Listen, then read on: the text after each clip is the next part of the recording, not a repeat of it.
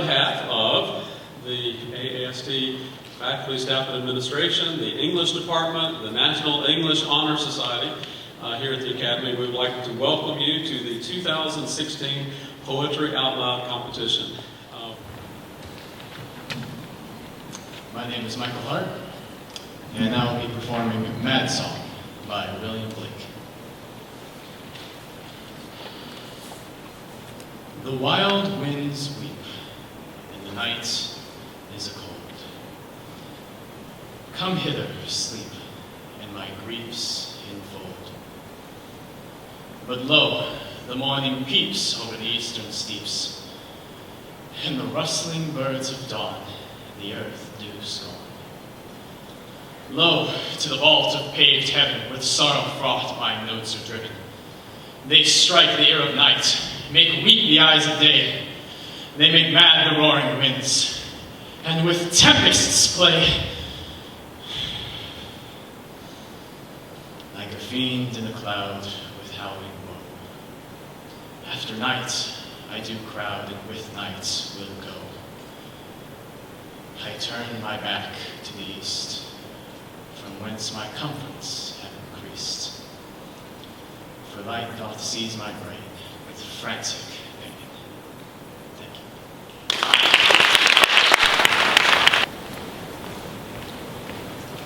Hello, my name is Brianna Brown, and today I will be performing for you Caged Bird by Maya Angelou. A free bird leaps on the back of the wind, and floats downstream till the current ends, and dips his wing in the orange sun rays, and dares to claim the sky. But a bird that stalks down his narrow cage can seldom see through his bars of rage. His wings are clipped and his feet are tied, so he opens his throat to sing.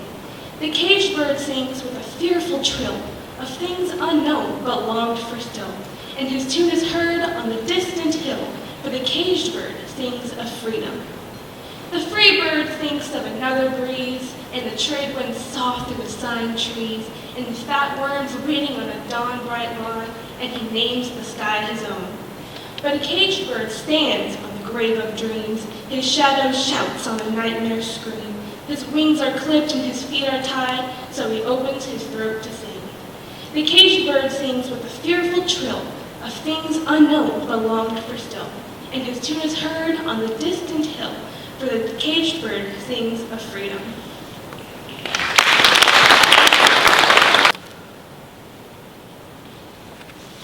My name is Cameron Davis, and I will be reciting Cartoon Physics, Part 1, by Nick Flynn.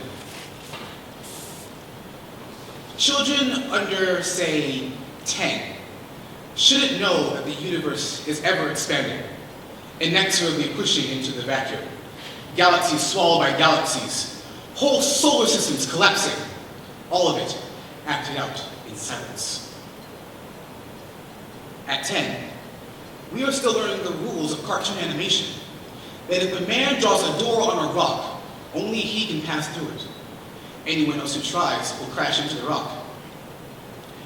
10-year-olds should stick with burning houses, car wrecks, ships going down, earthbound, tangible disasters, arenas where they can be heroes.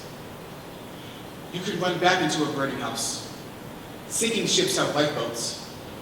The trucks will come with their ladders. If you jump, you will be saved. A child places her hand on the roof of a school bus and drives across a city of sand. She knows the exact spot it will skid, at which point the bridge will give. Who will swim to safety, and who will be pulled under by sharks? She will learn that if a man runs off the edge of a cliff, he will not fall until he notices his mistake. Thank you. Good evening. Good evening, my name is Adam Brown. I'll be performing The American Soldier by Philip Fresnel.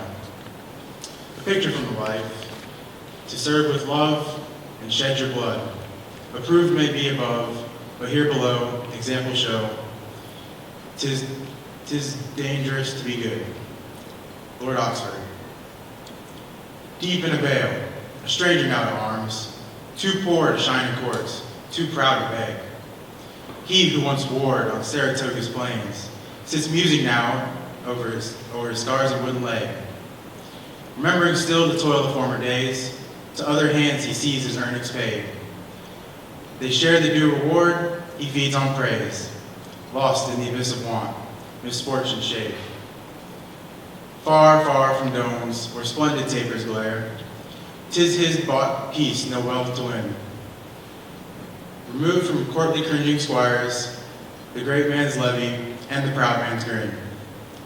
Sold are those arms which once on Britons blazed, when flushed with conquest to the charge they came. That power repelled and freedom's fabric raised. She leaves her soldier, famine and a name. Thank you. My name is Maddie Hare, and this is Horns by Kwame Dawes. In every crowd, there is the one with horns, casually moved through the bodies as if this is the living room of a creature with horns. A long cloak in the song of tunnels and lives of the body. To see the horns, one's heart rate must reach 175 beats per minute at a rate faster than the blink of an eye, for the body with horns is in the space between blink and light. Slow down the blink, and somewhere in the white space between sight and sightlessness is twilight. And in that place, that gap, the stop time, the horn-headed creatures appear, spinning, dancing, strolling through the crowd, and in the fever of revelation, you will understand why the shaman is filled with the hubris of creation, why the healer forgets herself and feels like angels about to take flight. My head throbs in the mosquito mesh, the drums do not stop through the night, and the one with horns feeds me sour porridge, nuts, and sways. Welcome. Welcome. Thank you.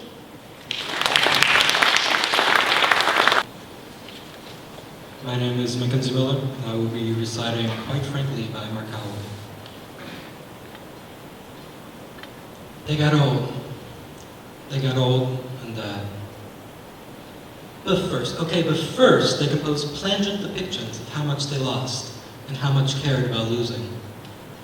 Meantime, their hair got thin and wore thin as their shoulders went slumpy.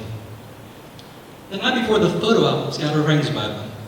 Arranged with a niftiness, not just 2 or 3, but 18 photo albums, yes, 18 albums eventually. 18 albums proving the beauty of them, and not someone else, them and their relations and friends. Incontrovertible. Playing croquet in that Bloomington yard. Floating on those comic inflatables at Dow Lake, giggling at the Dairy Queen, waltzing at the wedding, building the Lego palace on the porch, holding the baby beside the rental truck. Leaning on the Hemingway statue at Pamplona, discussing the eternity of art in that Sardinian restaurant. Yes, and so quite frankly, at the end of the day, they got old and died, sure. But quite frankly, how much does that matter in view of the 18 photo albums? Big ones, 13 inches by 12 inches each, full of such undeniable beauty. Thank you.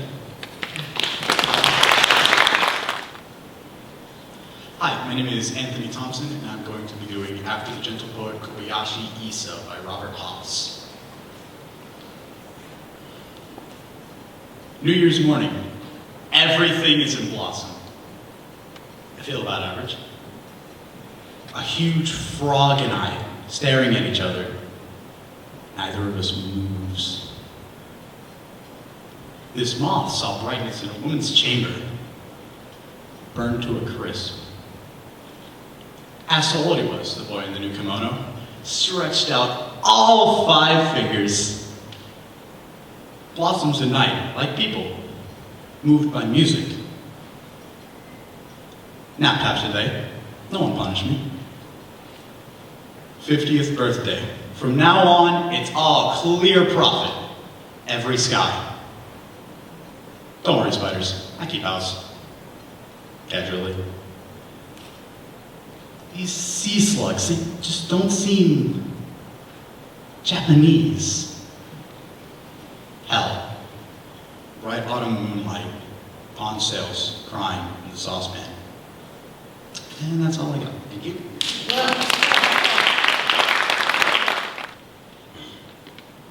Hi, I'm Matthew, and I'll be performing American Smooth by Rita Dove. We were dancing. It must have been a foxtrot or waltz, something romantic, but requiring restraint. Rise and fall, precise execution as we moved into the next song without stopping. Two chests, heaving above a 7-league stride, such perfect agony. One learned to smile through, ecstatic mimicry being sine qua non of American smooth. And because I was distracted by the effort of keeping my frame, the leftward lean, head turned just to gaze out past your ear, always smiling, smiling. I didn't realize how still you'd become until we had did it. For 2 moments, 4, achieved flight at swiftness, serene magnificence, before the earth remembered who we were and brought us down. Thank you.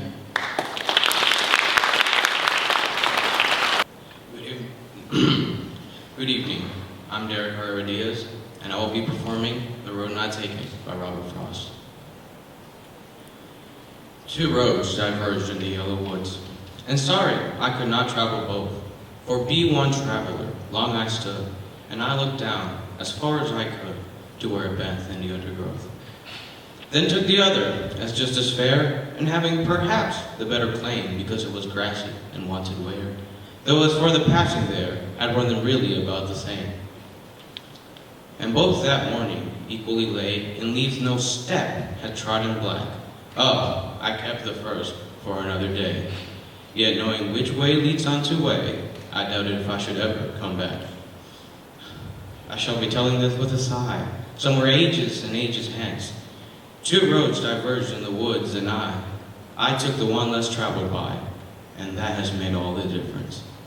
Thank you. Hello, my name is Allie Baumgartner, and today I'll be performing Writing by Howard Nemeroff.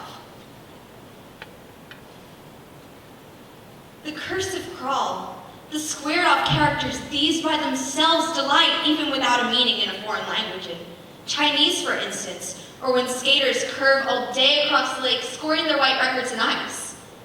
Being intelligible, these winding ways with their audacities and delicate hesitations, they become miraculous, so intimately out there at the pen's point or brush's tip, do world and spirit wed. The small bones of the wrist balanced against great skeletons of stars, exactly. The blind bat survey his way through echo alone.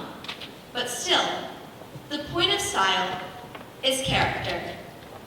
The universe induces a different tremor in every hand, from the check forgers to that of Emperor Huizong, who called his own calligraphy the slender gold.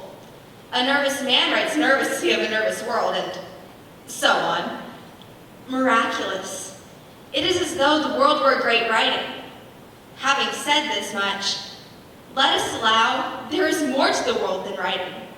Continental faults are not bare convoluted fissures in the brain. Not only must the skaters soon go home, also, the hard inscriptions of their skates is scored across the open water, which long remembers nothing, neither wind nor wake. Thank you.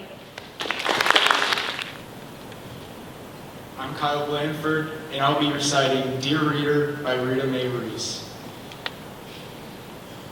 You have forgotten it all. You have forgotten your name, where you lived, who you loved, why. I am simply your nurse, terse and unlovely. I point to things and remind you what they are. Chair, book, daughter, soup. And when we are alone, I tell you what lies in each direction. This way is death, and this way, after a longer walk, is death. And that way is death, but you won't see it till it's right in front of you. Once after your niece had been to visit you, and I said something about how you must love her, or she must love you, or something useless like that, you gripped my forearm in your terrible swift hand and said, she is everything. You gave me a shake, everything to me. And then you fell back into the well, deep in the well of everything. And I stand at the edge and call out, chair, book, daughter, soup. Thank you.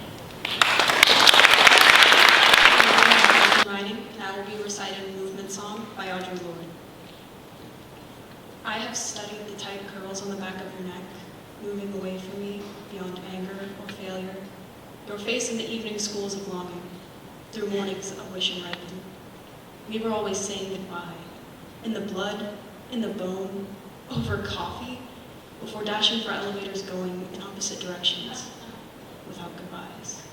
Do not remember me as a bridge, nor a roof, as the maker of legends, nor as a trap door to that world where black and white clericals hang on the edge of beauty in 5 o'clock elevators, twitching their shoulders to avoid other flesh.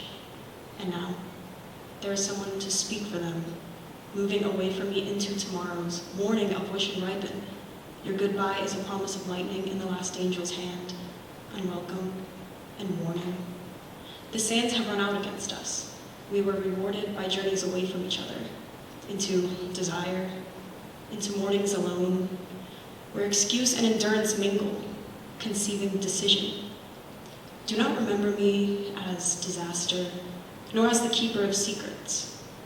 I am a fellow rider in the cattle cars, watching you move slowly out of my bed, saying we cannot waste time, only ourselves.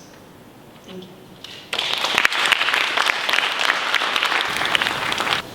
My name is Mark McCrary, and I will be reciting Ozymandias by Percy Shea. I met a traveler from an antique land who said, 2 vast and trunkless legs of stone stand in the desert.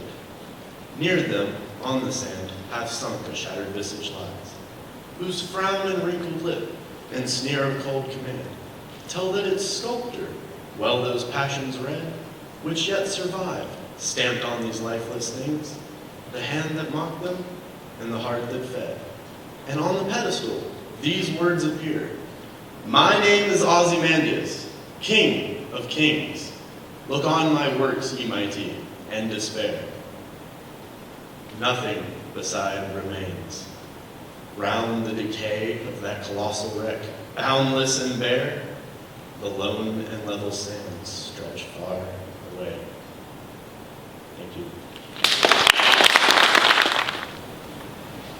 My name is Caitlin Nillis, and I'll be doing Undivided Attention by Taylor Molly. A grand piano wraps in quilted pads by movers, tied up with canvas straps, like classical music's birthday gift to the criminally insane, is gently nudged without its legs at an 8th floor window on 62nd Street.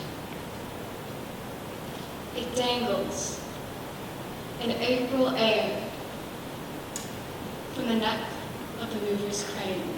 Chopin, shiny black lacquered squares and dirty white crisscross patterns, hanging like the second to last note of a concerto, played on the edge of the seat, the edge of tears, the edge of 8 stories up, going over.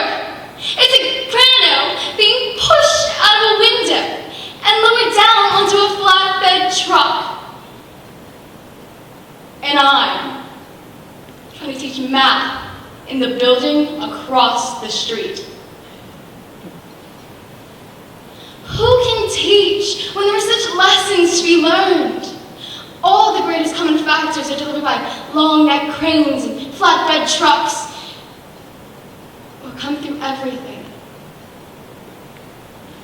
even air, like snow. See, snow falls for the first time every year. And every year, my students rush to the window as if snow were more interesting than math. Which, of course, it is. So please, let me teach like a Steinway, spinning slowly in April air. So almost falling. So hinderingly dangling from the neck of the mover's crane. So on the edge of losing everything. Let me teach, like the first snow, falling.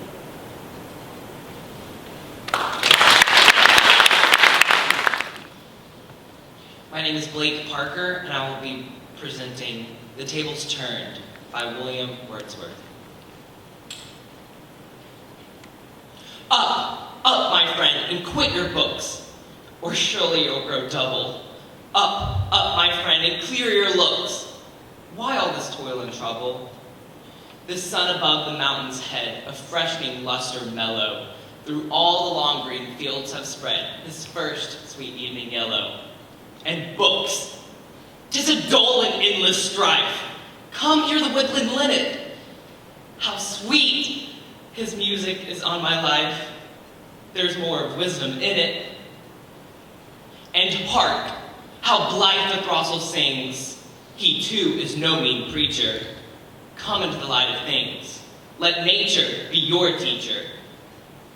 She has a world of ready wealth, our minds and hearts to bless. Spontaneous wisdom breathed by health, truth breathed by cheerfulness. One impulse in a vernal wood may teach you more of man, of moral evil and of good, than all the sages can. Sweet is the lore which nature brings, our meddling intellect, misshapes the beauteous forms of things we murder to dissect. Enough of science and of art, close up those barren leaves, and come forth and bring with you a heart that watches and receives. Thank you. I'm Maddie Penn, and I will be performing A Locked House by W.D. Snodgrass. As we drove back, crossing the hill, the house still hidden in the trees, I always thought, a fool's fear, that it might have caught fire, someone could have broken in, as if things must have been too good here. Still, we always found it locked tight, safe and sound. I mentioned that once as a joke. No doubt we spoke of the absurdity to fear some dour god's jealousy of our good fortune. From the farm next door, our neighbors saw no harm came to the things we cared for here. What did we have to fear?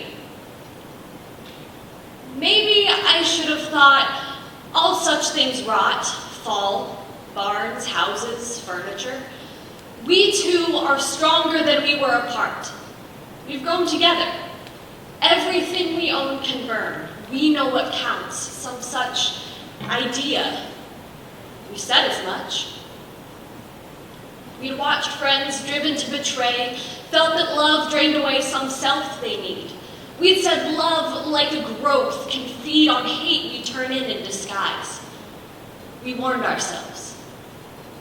That you might despise me, hate all we both loved best, none of us ever guessed. The house still stands, locked as it stood, untouched a good 2 years after we went.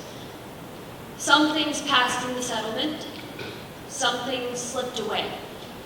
Enough's left that I'd come back sometimes. The theft and vandalism were our own. Maybe we should have known. Thank you. Hello, I'm Nicholas Regem, and this is Unquitting by Edgar Albert Guest. How much grit do you think you've got? Can you quit a thing you like a lot? You talk of pluck. It's an easy word. Where'er you go, it is often heard. But can you tell to a jot or guess just how much courage you now possess? You may stand the trouble and keep your grin, but have you tackled self-discipline? Have you ever issued commands to you to quit the things you like to do, and then, when tempted or sorely swayed, those rigid orders have you obeyed? Don't boast of your grit until you've tried it out, nor pray to man about your courage stout. For it's easy enough to retain a grin. In the face of a fight, there's a chance to win. But the sort of grit that's good to own is the stuff you need when you're all alone. How much grit do you think you've got? Can you turn from joys you liked a lot? Have you ever tested yourself to know how far with yourself your will can go? If you want to know if you have grit, simply pick a joy you like and quit. It's a bully sport and an open fight.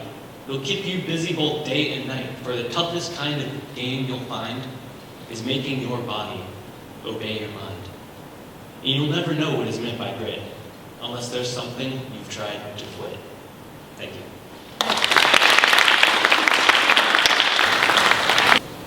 I'm Sophie Jakes. I'm going to be doing Silence by Thomas Hood. There is a silence where hath been no sound. There is a silence where no sound may be. In the cold grave, under the deep, deep sea, or in the wide desert where no life is found, which hath been mute and still must sleep profound. No voice is hushed, no life treads silently, but clouds and cloudy shadows wander free, that never spoke over the idle grounds, but in green ruins in the desolate walls of antique places where man hath been. Though the dun fox or the wild hyena calls, and owls that flit continually between, shriek to the echo and the low winds moan, there the true silence is, self-conscious and alone. Thank you. Okay. Second place, our runner-up, 2016 Poetry Out Loud at AAST, Maddie Heron.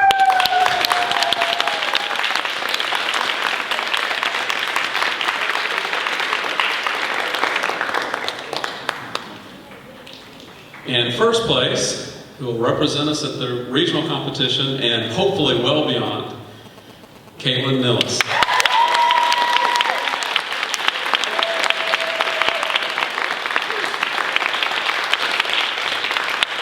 Again, we're going to get a picture of these two, and if you could, just one last round of applause for the whole group.